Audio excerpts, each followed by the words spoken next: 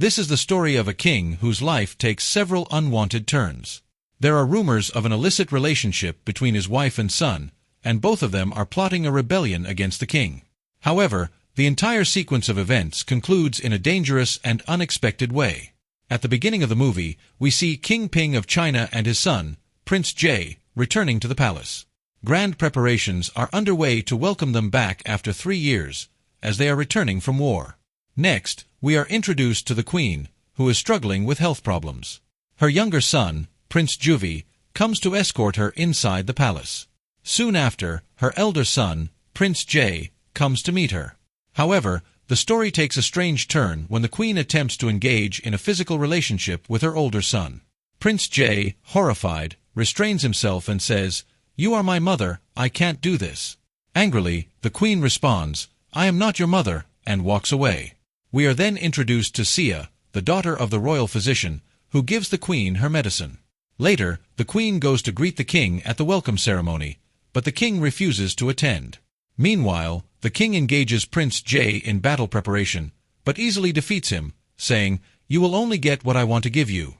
After this, the king receives a relaxing massage, where the royal physician reveals that he has mixed a black fungus into the queen's medicine under the king's orders, which will soon deteriorate her mental condition. The physician tells his daughter, Sia, that this fungus can drive even a healthy person insane. It becomes clear that the king himself intends to make his wife lose her sanity. A few days later, the entire family gathers for a festival to offer prayers for the kingdom's protection. During this, the king forces the queen to take her medicine, but she refuses. Ultimately, the king prepares the medicine himself and forces her to drink it. The story takes a gripping turn when the queen suddenly appears at the ceremony. The king tells her, "You are low on blood," to which she replies, "I've been taking this medicine for the last 10 years, but it's having no effect on me." Despite her protest, the king forcefully makes her drink the medicine. Following this, the king expresses his intention to make Prince Jie the heir to the throne and asks Ben, presumably another character, "If you have any objections to this decision, you can tell me." However, Ben says nothing and leaves. Once outside the palace, Ben immediately goes to meet Sia, and it is revealed that the two are in love. As they share a romantic moment, the queen arrives and catches them together.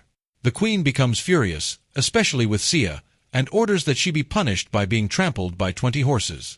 However, Ben cleverly saves Sia. The queen, still angry, says, "I don't care about either of you, but there must be no trouble from now on." Later, the queen's spy informs her that black fungus is being added to her medicine, which can drive a healthy person mad. Meanwhile, we also see that the queen continuously makes a golden-colored flower. A new twist arises in the story when the spy is about to leave, and the king arrives with his army to capture her. When her face is uncovered, it is revealed that she is none other than the king's first wife. The king is shocked to see his first wife and says, "I thought you were dead." It is also revealed that the king's first wife had run away with the royal physician. However, the king himself is not innocent. He had killed the previous king and married his daughter to strengthen his rule. Another important twist comes when the king's first wife sits on the royal throne. She says, "I only came here to see my son Ben, and now I will leave." Afterward, the queen calls Prince Jie to her and reveals the truth about her medicine. She says, "I have unknowingly been drinking poison every day." Hearing this, Jie feels deeply hurt. The queen continues, "I have endured this for a long time, but now I have decided to fight. However, I cannot go against the king, so I will fight this battle alone." The next day, the queen calls Ben to her and gives him a suit, on which she has hand-embroidered a golden flower. However, Ben refuses to take the suit. The queen tries to force him and says, "You must wear this suit on the day of the festival." In anger, Ben attempts to tear the suit, but the queen somehow stops him. Meanwhile, an emotional closeness begins to develop between them, but Ben quickly composes himself and leaves. Outside, Juvi, who had been standing there, witnesses the entire scene. Later that night, Ben goes to meet the physician's daughter, Sia. Once again, they lose themselves in each other's love. However, the physician's wife suddenly arrives and, upon seeing them together, becomes furious. In fact, Ben and Sia are siblings by blood, which makes her even more enraged. She immediately orders Ben to leave, and he complies. She then tells Sia, "You will never meet Ben again." Sia, heartbroken, leaves. In the next scene, the physician's wife is sitting with the physician when the king's army attacks them. They attempt to escape on horseback, but along the way, the king's soldiers surround them, and the physician is killed. However, Ben's wife, or another character, somehow manages to escape. In the end, Ben goes to the queen and asks, "When are you planning to attack the king?" The queen replies, "On the day of the festival."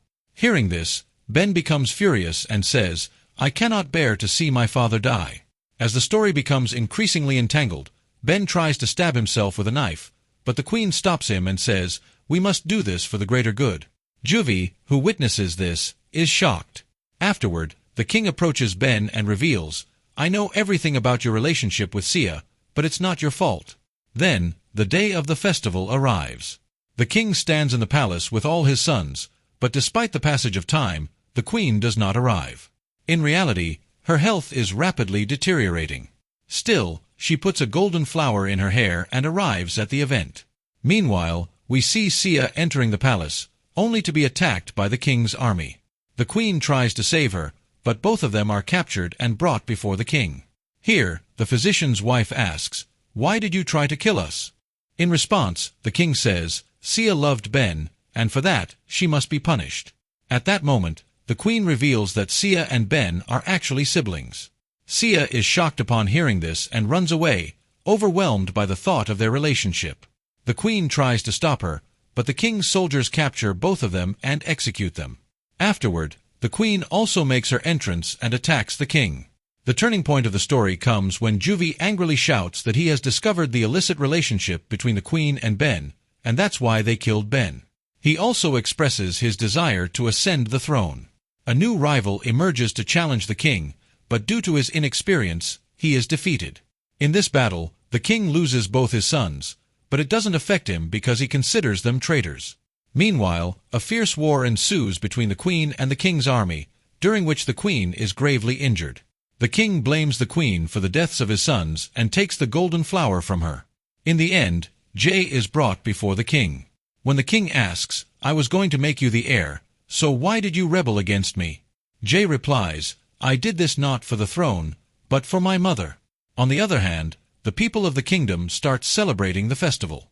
The king declares, "I can spare both you and your mother, but you must make her drink the same medicine every day." Hearing this, Jay goes to his mother, apologizes, and decides to commit suicide with a sword, dying instantly.